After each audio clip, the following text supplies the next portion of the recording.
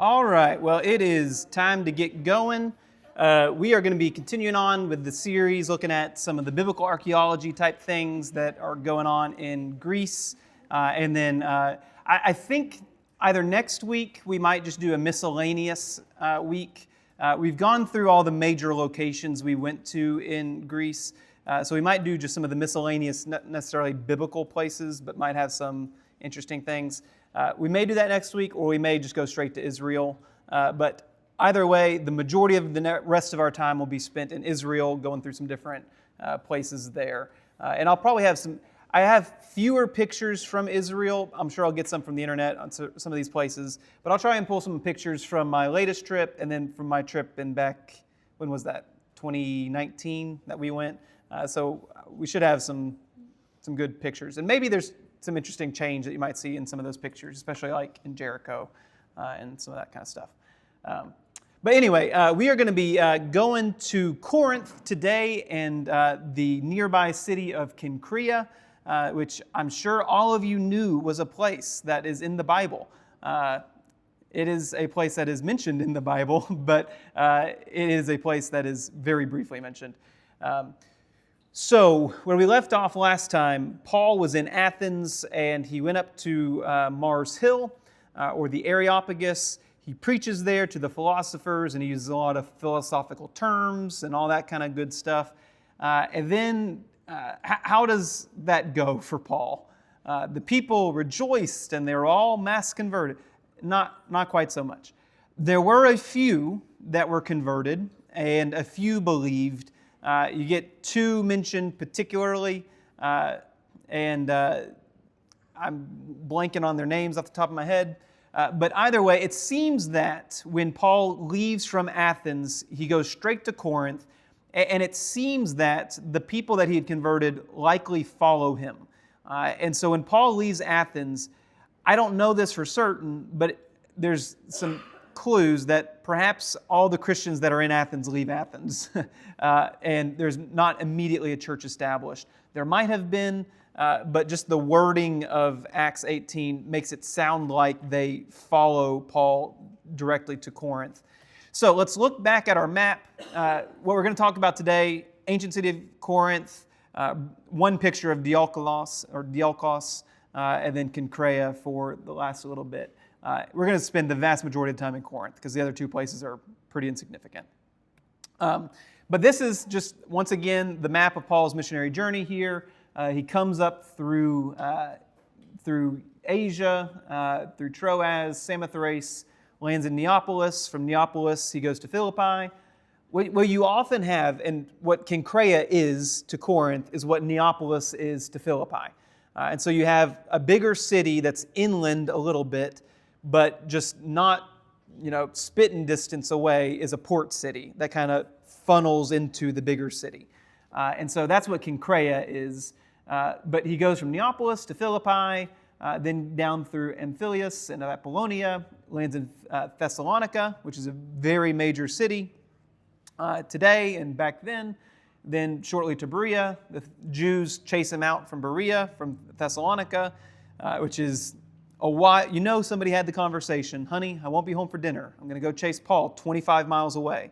I'll be back like next month or something like that. And so they were upset. So Paul does not spend a lot of time in Berea, but it seems the church is established there, and then he immediately goes down to Athens. When he goes to Athens, he leaves Timothy and Silas up in Macedonia, right? And so Paul goes to Athens by himself, or at least not with his, two closest proteges. He probably has others with him at this point. But he goes to Athens. Then Paul does what he does, and he starts seeming to collect more people. And it seems like those Athenian Christians may have been some of the people that he collects. And then he makes his way just a short distance away to Corinth. So here's just a zoomed-in map. He goes by sea, and Corinth is a really significant city.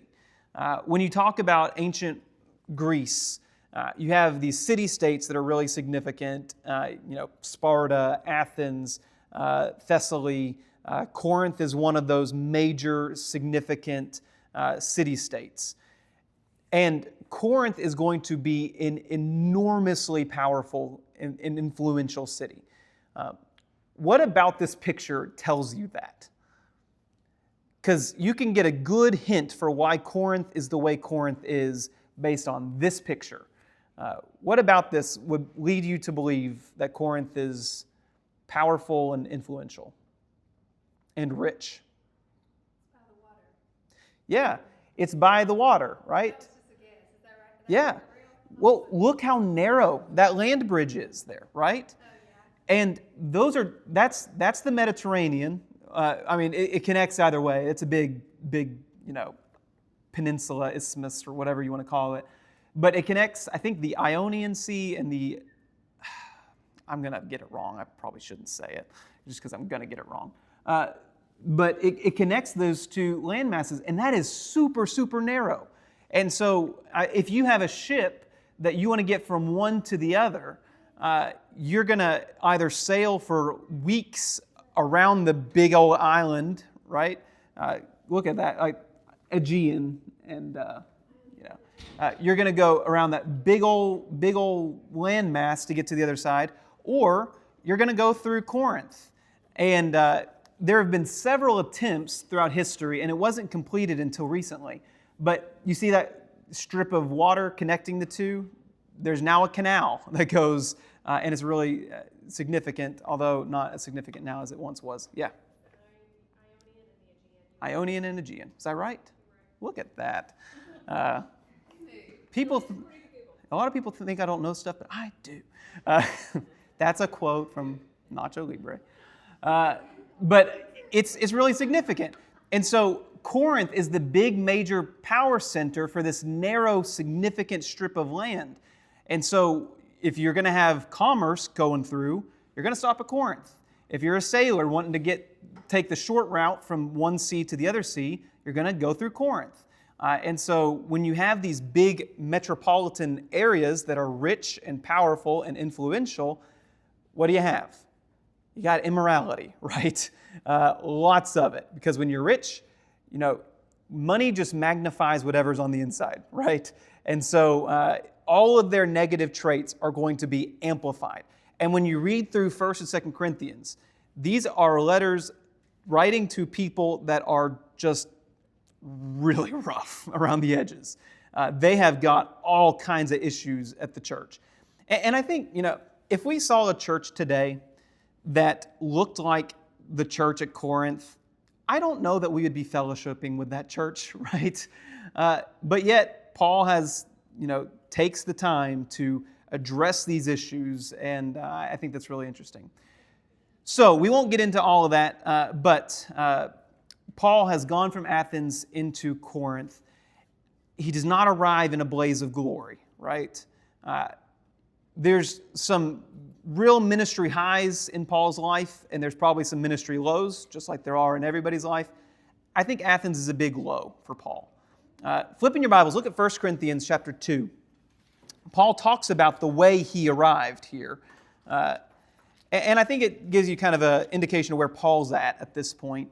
Paul has had a rough missionary journey, right? He has been beaten, he has been imprisoned, he has been chased out of basically every place he's been. He's been mocked at Athens. And now Paul's coming to Corinth, and he says, "When I came to you, brothers, did I not come proclaiming to you the testimony of God with the law?" Brothers, let me just restart all over. "And I, when I came to you, brothers, did not come proclaiming to you testimony of God with lofty speech or wisdom." That's what he tried. That's what he did in Athens, right? He uses philosophical terms and all that kind of stuff. "For I decided to know nothing among you except Jesus Christ and Him crucified. And I was with you in weakness and in fear and much trembling. And my speech and my message were not plausible words of wisdom, but in demonstration of the Spirit and of power, so that your faith might not rest in the wisdom of men, but in the power of God." And so I think there's something to be said. I think Paul has had a rough go of it in Athens. And so I think he might be a little humbled or something when he comes to Corinth. He's had a hard reception everywhere he's gone. He's afraid and trembling.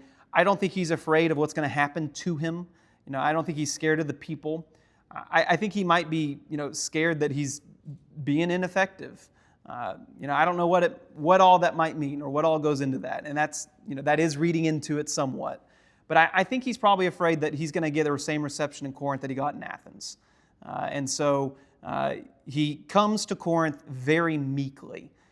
And his meekness seems to be a problem for the Corinthians because they're rich and they're powerful and it's a very philosophically important city, just like Athens was. And Paul's not doing that. And so that's a stumbling block for some of these Corinthians. But so we go to Corinth, and Corinth is really influential, just based on its location of the Isthmus of Corinth. Really important philosophical site. The cynicism, the philosophy of cynicism, is really strong in Corinth and has a lot of roots. There's a guy by the name of Diogenes is what it should say. He's known as Diogenes the dog. And cynic comes from the Greek word for dog.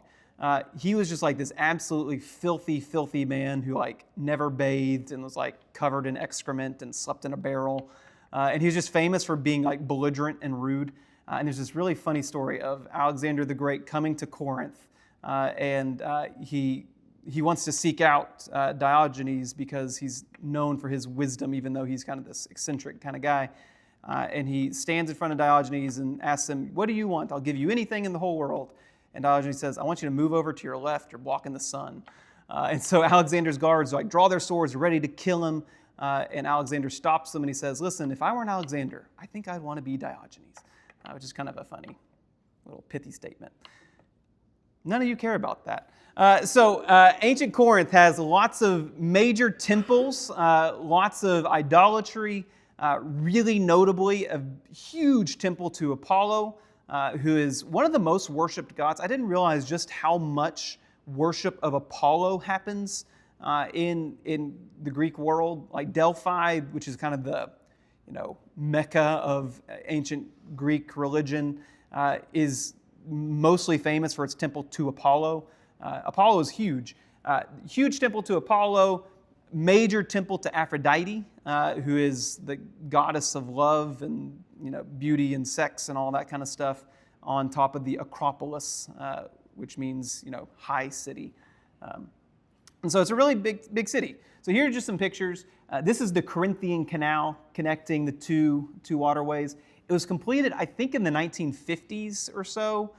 It was never completed in biblical times, but it's enormous. It's like 10 miles long or something like that, connecting one waterway to the other.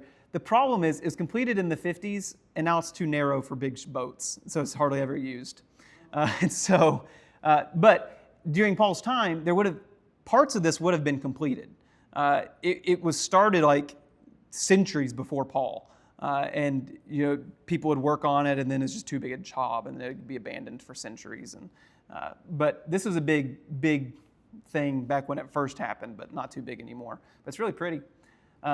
This is Diolkos, which is so they don't have the canal. That's a modern thing, but you could still bring your ship from one side to the other, and connecting the two strips of land at the most narrow point, you have this roadway, and that's part of the ancient roadway, where you set big old timber rollers, and you put your boat up on these rollers, and you just roll it across the land several miles.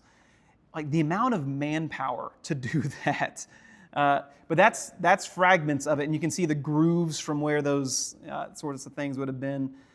But Diolkos was a really important roadway, track 3.5 to 5 miles long, and really significant because you would imagine if you could, I don't know how long it would take, 2 days, say. Well, 2 days is a lot better than 3 weeks, 4 weeks at sea in very dangerous waters. And so all of that, what are you going to do when your boat's going through? You got some time. Well, you're going to go to Corinth, right? If you're going to, Corinth was a major merchant hub, and so maybe your merchandise is going through Corinth down to the south or through Corinth up to the north. And so what do? Well, you're going to spend some time in Corinth. And so you got a lot of people moving in and moving out. a lot of men moving in and moving out. And so what do you think you're going to have? You're going to have probably a booming prostitution trade, right? And you do. And so this is the Corinth or Acropolis at Corinth. So at the Corinth is at the base of this just enormous mountain. And it's like there's no other mountains around it. It's just this one enormous mountain. And at the top of that, we didn't go up there because it was just too long of a time. We were there for just a day. But at the top of it was a large temple to Aphrodite. And Aphrodite is obviously the goddess of love and of sex. And so accompanied with the temple of Aphrodite, you have a lot of cultic prostitution. And the word cult, we think we have connotations, right? You think like, don't drink the Kool-Aid, Jonestown or whatever. That's not the sense I'm using the word. Cult just simply means worship, right? And so prostitution in worship or in service to the goddess Aphrodite. And you have a lot of that in the town. And so this mountain is a really significant place, obviously strategically. It's where you would want to put a city. Right at the foot of it is the main city of Corinth. Corinth was really interesting because the main like central hub of Corinth was excavated. But outside of that, not too far away, there are a lot of ruins that were basically unexcavated. Or maybe very little has been done a long time ago, but they were not fully excavated. And so this is a part that's unexcavated. And you can just see, like, these are ancient cities, ruins that are just sitting up there up the top of the ground. Weeds have grown up everywhere. And there's just nothing here. And you can kind of see on that top left side, there's kind of a curve to it. That's an amphitheater. And now it just looks like a big hill. But someday, when they get the funding, I'm sure all of that will be much more thoroughly excavated. It's just time-consuming and expensive. And then you got maintenance, which is a real big, expensive undertaking. But right there, you got the big old Acropolis just looming over this ancient city. At the top there's a roadway, and then on the other side of the road is the main big part of that has been excavated. And we'll look at a bunch of pictures of that in the little visitor center, where I got a splitting migraine. So I didn't take a lot of pictures at Corinth because I was just surviving. But just really big, pretty. I won't say it. If anybody has a question about this picture, I'll tell you after, because I don't want it recorded on the internet. So this is the main city of Corinth, kind of that main marketplace that we've seen in all of these places. But really big, broad roadway, right? Because you got a lot of people coming in. This is like your central hub. This is the agora, the marketplace. And then you got all these little like stalls across the way of people put up their markets and whatnot. Paul talks about he works while he's there and all the places that he works. What was Paul's job that he did? Yeah, he makes tents. Paul may have set up shop in one of those spots. I don't know. In a big city like Corinth, there might be multiple of these agoras, of these marketplaces, but this was certainly the main one. So I don't know how you get a spot, one of the good spots. I don't know who you have to, whose palm you have to grease. But maybe Paul did some business here. I don't know. But these are the types of places that all of this merchandise, all of your daily living would happen. A lot of people, you live in just tiny little apartments. You don't have a big house for yourself.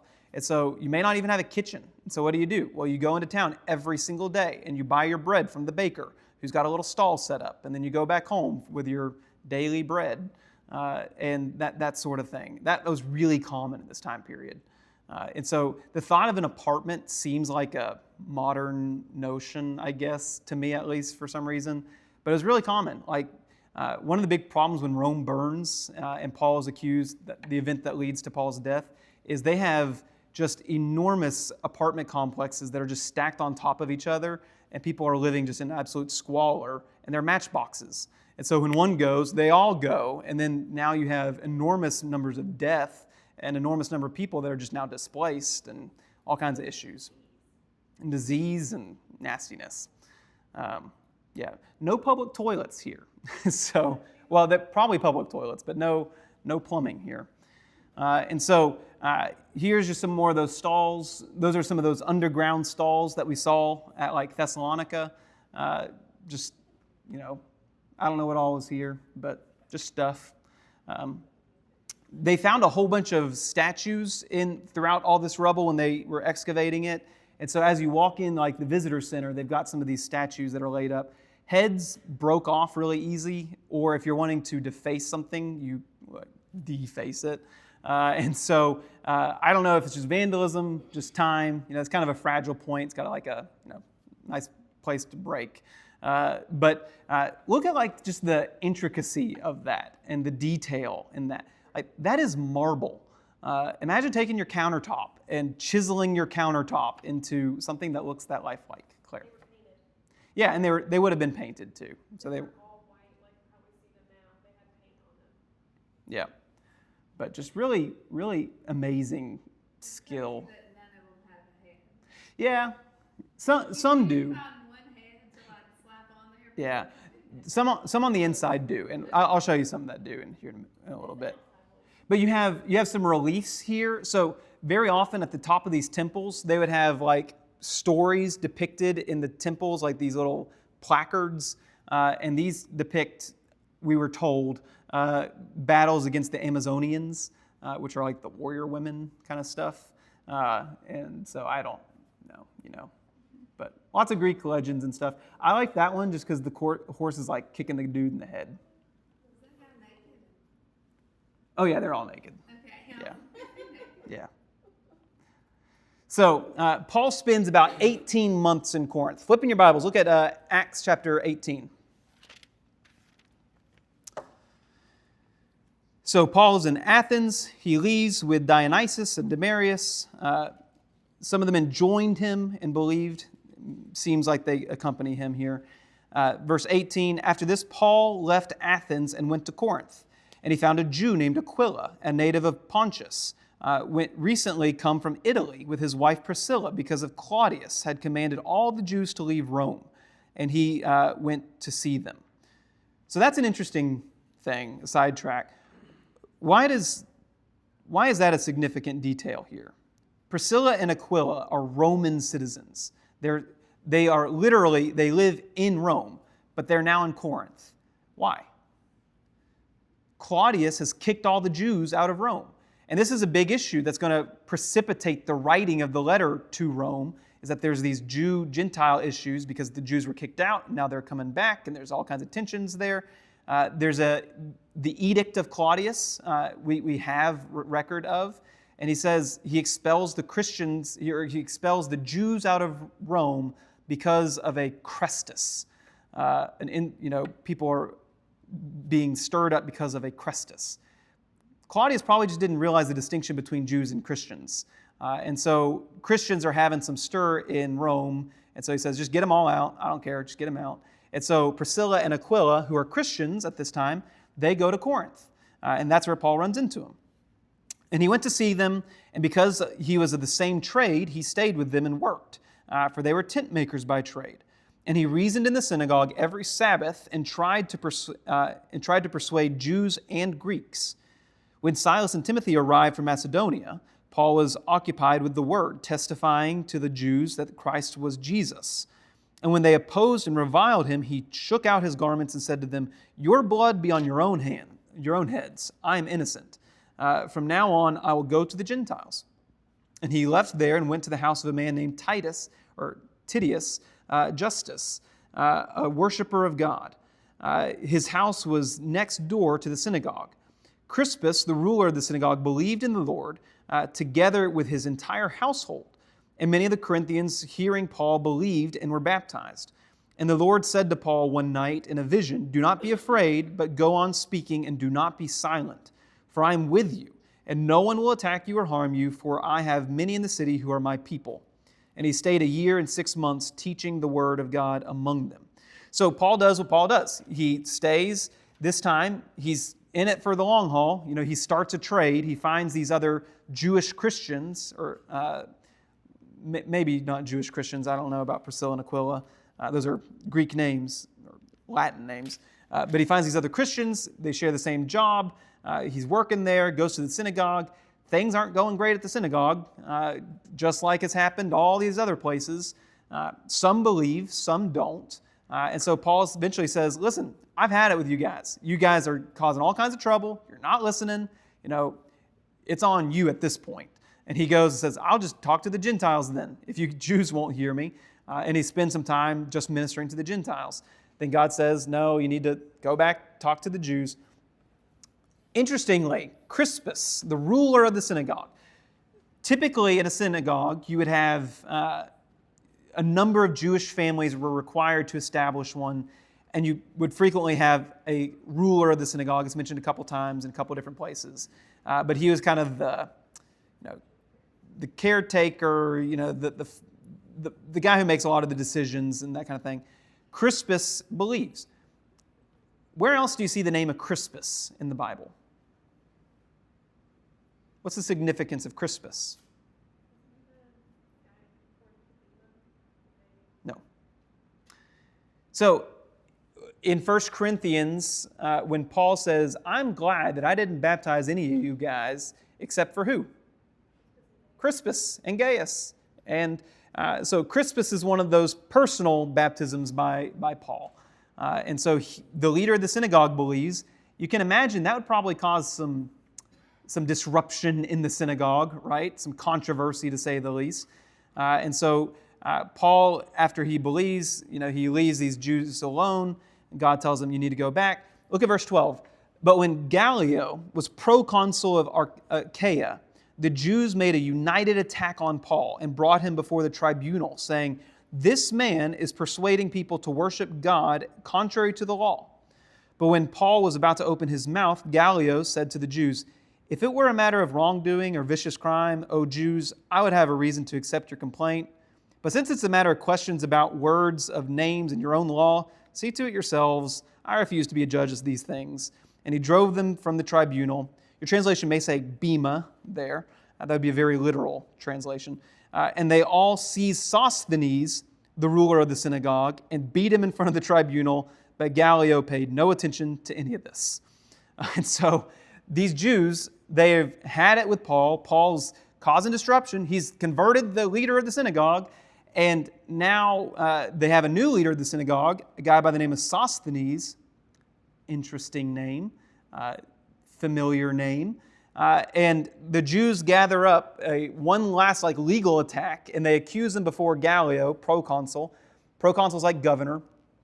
And say, he's not worshiping right. He's breaking our law. And Gallio just says, guys, I could not care less. I really don't care. And so because you brought this frivolous lawsuit to me, they seized Sosthenes, the ruler of the synagogue, and beat him. And so Sosthenes, trying to get Paul in trouble, he's the one who ends up getting beaten. And Gallio's just like, guys, I do not care. I just really, really don't care. So Paul has some rough time there. During the time, he goes to the bema. ESV says tribunal. Any of your other translations say something different?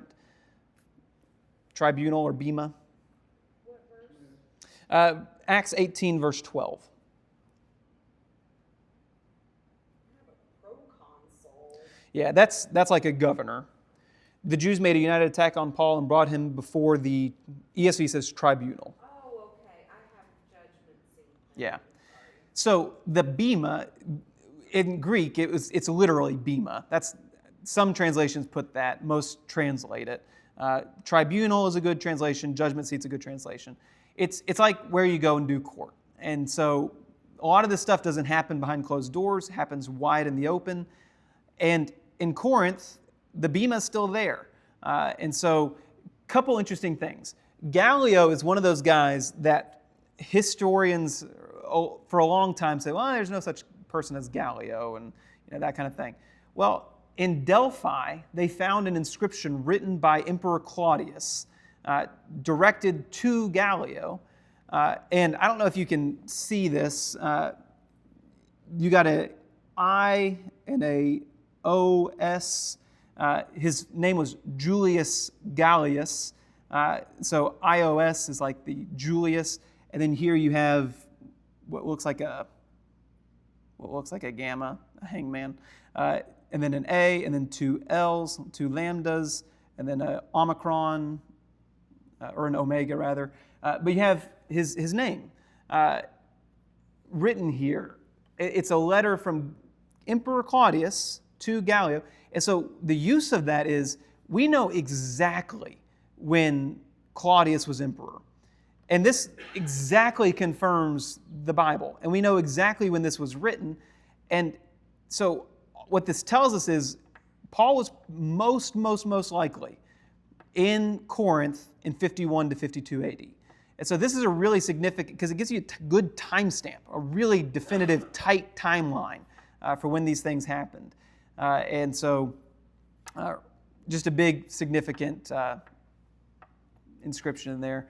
But this is the Bema. So there's a couple places that you can say, like, Paul was right here. This is one of those places. This is the big judgment seat. And so like this raised, elevated stone block thing. And there's a way to get up in the back. And so what you do, if you have judgments, you want people to hear about it. You can't, televise it. So you do it in public. And so you bring, it's also a form of entertainment, right? Because people are bored. This is right outside the marketplace. And so, I don't know where exactly on that platform Paul stood. There might have been like a, some kind of covering slightly, just some kind of shade or something. But Paul stood right there, and right there, Sosthenes got beaten. And right there, Gallio's like, guys, I really don't care. This is not my pay grade. You deal with this yourselves. But it's really cool. This is a inscription. This is much later, obviously. But it's an inscription from 2 Corinthians there. For the slight momentary affliction is preparing for us an eternal weight of glory beyond all comparison. And so just a little memorial stone on top of it. But like right there, that's where Paul was. That's pretty cool. And it's a good sized little platform, but it's nothing crazy. And so you also have lots of names that are associated with Corinth. Corinth is a really significant city, just for the purpose of the Bible. So obviously Priscilla and Aquila, right? They're really significant. They take Apollos aside. They teach Apollos. They're mentioned in Romans when Paul is doing that final chapter. He mentions them. Paul works with them, just insignificant people. You have Apollos, who's really closely tied. So right after Acts chapter 18, Paul goes to Antioch. He leaves Ephesus, goes to Antioch. There he finds verse 24, chapter 18, verse 24. A Jew named Apollos, a native of Alexandria, Egypt, came to Ephesus. He was an eloquent man, competent in the Scriptures. He had been instructed in the way of the Lord, being fervent in spirit. He spoke and taught accurately the things concerning Jesus, though he knew only the baptism of John. He began to speak boldly in the synagogue, but when Priscilla and Aquila heard him, they took him aside, explained to him the way of God more accurately. And he wished to cross Achaia. The brothers encouraged him and wrote the disciples to welcome him. When he arrived, he greatly helped those who were through grace had believed, for he powerfully refuted the Jews in public, showing by the Scriptures that the Christ was Jesus. And so right after Paul leaves, Apollos goes to Corinth to take his place, right? And so Apollos just picks up where Paul had left off. Apollos knows his Old Testament really, really well. On the New Testament, he had some learning to do. He learns, he goes and takes Paul's place there in Corinth, and he teaches at Corinth. And I think when you read through 1 Corinthians, I think you have some issues that are rising from Apollos' presence. Obviously, 1 Corinthians 1, you have a lot of talk about division in the church. And Paul says, why are you guys saying, I follow Paul, I follow Apollos, I follow Peter? That's stupid. We're all one in Christ. Follow Christ. Maybe it's because Apollo was a little bit more their style. But Apollos comes, and there's some factions that are being emerged. And Paul, in very snarky form, says, he makes a pun that you can't see in English, but it's kind of funny in Greek when you realize the context of everything. But Apollos is really good. He's a good talker, right? He's very eloquent in speech. Paul says in 1 Corinthians, where is it? He says, I'll destroy the wisdom of the wise. That's a pun because the word destroy is Apollo, and then Apollos. It's a difference of one L in the word there. And also in Corinth, there's major, cultic activity to Apollo, the god. Anyway, he makes a pun. But Apollos is a really significant figure at the Church of Corinth, both in their learning, in fighting against the Jews, and also their some of the divisions and some of the troubles that are happening at the church there. You got the name of Sosthenes. There's some debate whether this, we don't know for sure, whether the Sosthenes in Acts 18 who gets beaten, the leader of the synagogue, he very well might be the same Sosthenes that's mentioned in 1 Corinthians. So look at 1 Corinthians chapter 1. Look at verse 1. Paul, called by the will of God to be an apostle of Jesus Christ, and our brother Sosthenes, to the church of God that's in Corinth. And so, is it possible, or it might very well be probable, that Sosthenes, the guy who drugged Paul before Gallio, is unconvinced by Paul. Perhaps he's convinced by Apollos, right? Because Apollos continues to reason with the Jews, specifically with the Jews. Sosthenes believes, he goes and accompanies Paul, and now Paul is writing his letter back to the Corinthians, and he's name-dropping Sosthenes because they have a common relationship there, which that's kind of an interesting thing to think. From vehemently against Paul, leader of the synagogue, to potentially one of Paul's closest followers, right? And then you have the name of this guy, Erastus. Look at 2 Timothy chapter 4. This is one of those kind of throwaway names, right? There's so many names in the Bible that we just skip over, but they're mentioned for a reason.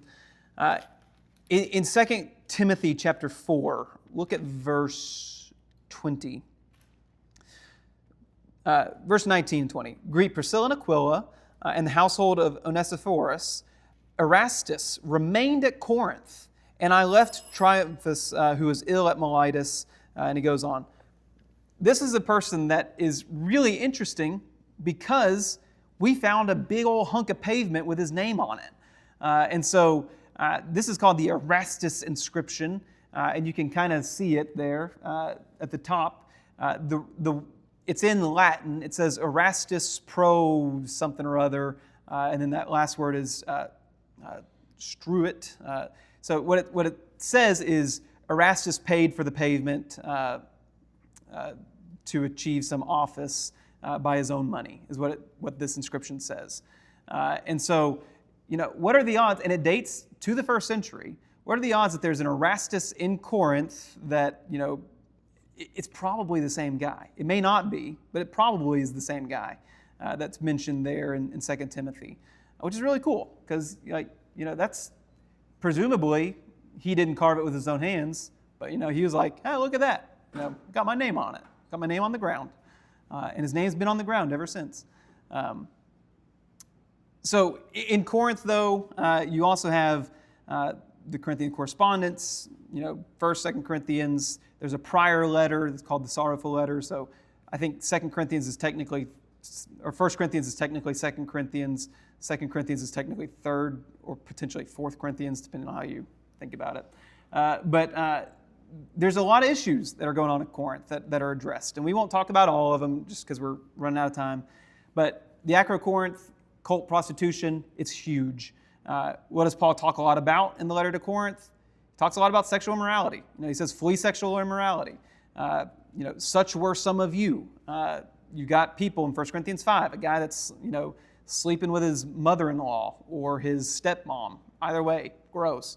And Paul says, listen, get rid of all of that. Don't have any part of that in the church. You got a church that's got real issues with pride.